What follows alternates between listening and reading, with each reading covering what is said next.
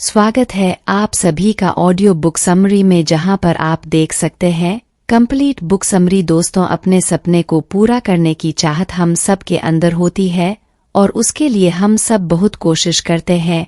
आज हम आपके लिए एक ऐसे ही सपनों से भरी एक किताब की समरी लेकर आए हैं जिसका नाम है द अल्केमिस्ट और इस किताब के लेखक है कोएल्हो। इस किताब ने बहुत से लोगों की जिंदगी को परिवर्तित किया है। अक्सर हम सबको अपने जीवन में लक्ष्य प्रतीत नहीं होता, कभी लक्ष्य होता है लेकिन उसे पाने का हौसला नहीं होता। आखिर ये कौन सी उलझनें होती हैं जो हमें अपने सपनों को पाने से रोकती हैं?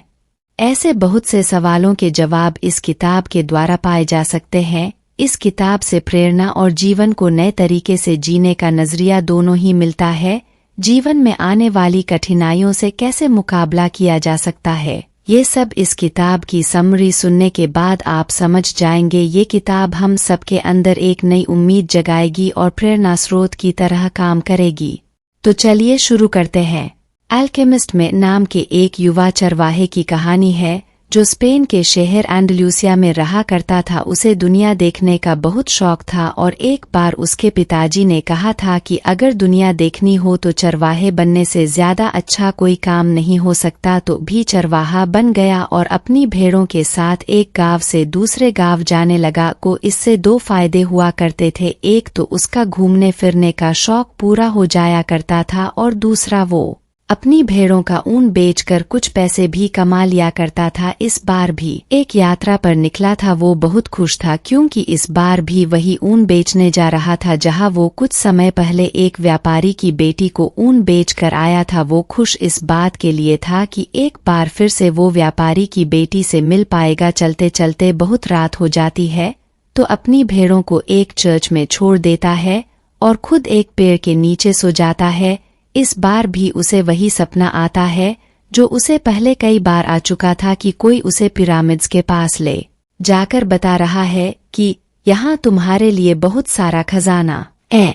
लेकिन हर बार की तरह जैसे ही वो सपने में खजाने के सटीक स्थान पर पहुँचने वाला होता है, उसकी नींद खुल जाती है। इस ख्वाब को देखकर हमेशा बहुत बेचैन रहा करता था क्योंकि उसका ये ख्वाब कभी भी पूरा नहीं हो पाता था। वो इसी उधेड़बुन में बैठा ही था कि उसी चर्च में उसे एक महिला दिखाई देती है जिसके बारे में कहा जाता था कि वो महिला सपनों का अर्थ बताया करती थी। वो महिला को आराम करने के लिए चर्च के अंदर ले जाती है, हाथ जोड़ आंख बंद कर भगवान से प्रार्थना करने लगता है। उसी वक्त वो महिला वहां आती है और के हाथ देखने लगती है। पहले तो डर जाता है लेकिन कुछ देर हाथ देखने के बाद महिला कहती है कि लगता है तुम अपने सपनों के बारे में जानना चाहते हो। को बहुत आश्चर्य होता है कि आखिर ये महिला ये बात कैसे जानती है। उस महिला को अपने सपने के बारे में बताता है जो हमेशा अधूरा रह जाया करता था। तब महिला कहती है कि मैं तुम्हें उस खजाने के बारे में बता सकती हूँ लेकिन बदले में तुम्हें उस खजाने में से 10वां हिस्सा मुझे देना होगा। उत्साहित हो जाता है और उसकी बात मान लेता है और कहता है कि बताओ मुझे कहाँ जाना होगा। तब महिला बताती है कि उसे इजिप्ट के पिरामिड में जाना पड़ेगा। वहाँ उसे इतना खजाना मिलेगा कि वह बहुत अमीर आदमी बन जाएगा। सेंटियागो को ये सब बातें झूठी लगती है और वो सोचता है कि यहाँ आकर उसने अपना समय बर्बाद किया, ऐसा कोई खजाना कहीं नहीं है।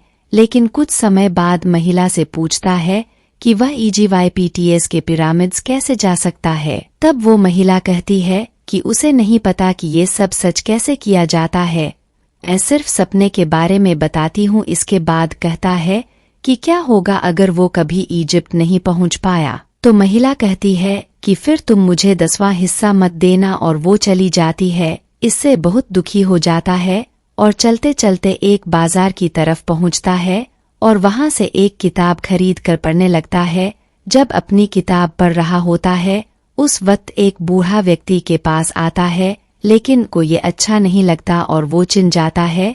जब बूढ़ा व्यक्ति से पूछता है तब वो बूढ़ा व्यक्ति कहता है कि ये किताब हमें बताती है कि किस तरह व्यक्ति अपनी किस्मत खुद ही चुनता है, किस तरह व्यक्ति अपनी किस्मत का बनाने वाला और बिगाड़ने वाला खुद ही होता है।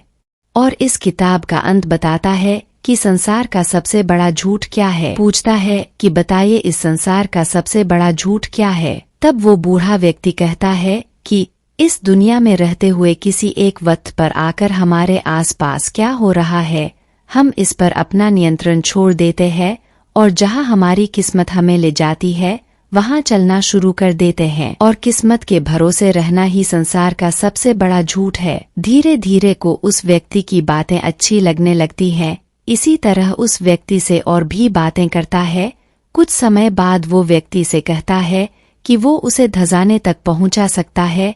तब को लगता है कि जरूर उस महिला ने इस व्यक्ति को उस धजाने के बारे में बताया होगा, वरना इसे कैसे पता होता। उस व्यक्ति से उसका नाम पूछता है।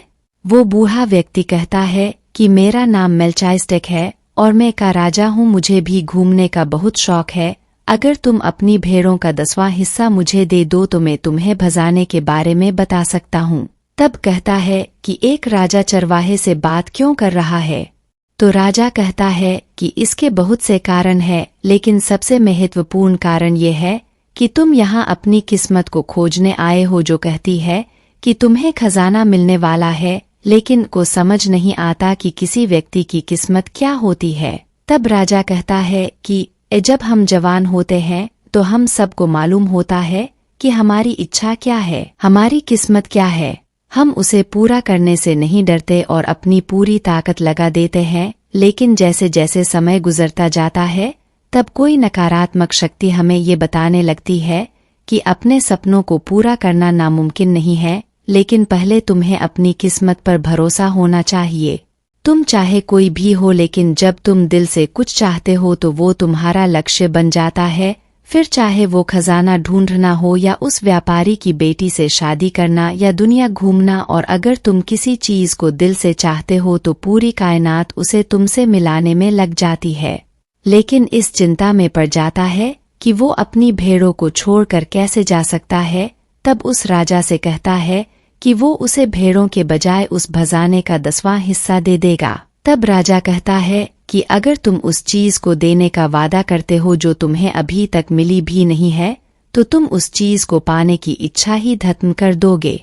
वो लड़का सोचता है कि अगर मेरे माँ बाप मेरे बिना जीना सीख गए तो ये भेड़ें भी मेरे बिना रह लेंगी। इस सोच के साथ वो अपनी भेड़ों का 10वां हिस्सा राजा को दे देता है और बाकी बची हुई भेड़ें बेचकर कुछ पैसे जमा करता है। उस राजा से पूछता है कि अब बताओ मुझे वो खजाना कहाँ मिलेगा। तो राजा कहता है कि तुम्हें खजाना EYGYPT के पिरामिड्स के पास मिलेगा। को याद आता है कि यही बात उससे उस महिला ने भी कही थी जिसने उसके सपनों की ताबीर की थी, और दो लोग एक ही जैसी बात कह रहे थे और ये उसके विश्वास करने के लिए बहुत था। अब तो उसे पूरा यकीन हो ही जाता है कि उसे खजाना जरूर मिलेगा। इसके बाद पैसों से अफ्रीका जाने का टिकट खरीद लेता है और शिप में चढ़ने के लिए तैयार हो जाता है। उस वक्त राजा से कहता है कि भगवान ने सबके लिए रास्ता बनाया है, बस पूरे विश्वास के साथ उसके बनाए रास्ते पर चलने की जरूरत है, और जो भी घटनाएं तुम्हारे साथ घटित हों उस सब को विश्वास के साथ मानते हुए आगे बढ़ना होगा।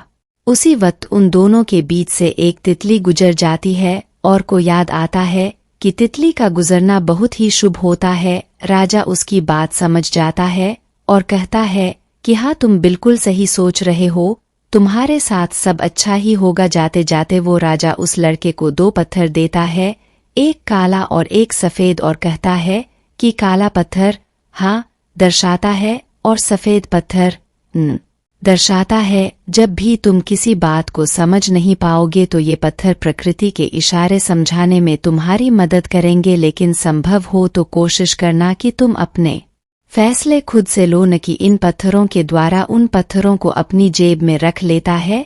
तब राजा से कहता है कि एक बात हमेशा याद रखना कि अपने सपने को कभी मत छोड़ना और तब तक अपने सपने के रास्ते पर चलना जब तक कोई परिणाम न निकल आए। और फिर वो राजा अपनी भेड़ों को लेकर चला जाता है। दोस्तों, इस पूरी कहानी में समझने लायक ये है कि अपने सपनों को कभी मत छोड़ो जब तक तुम उन्हें पा न लो, चाहे रास्ते में कितनी भी परेशानियां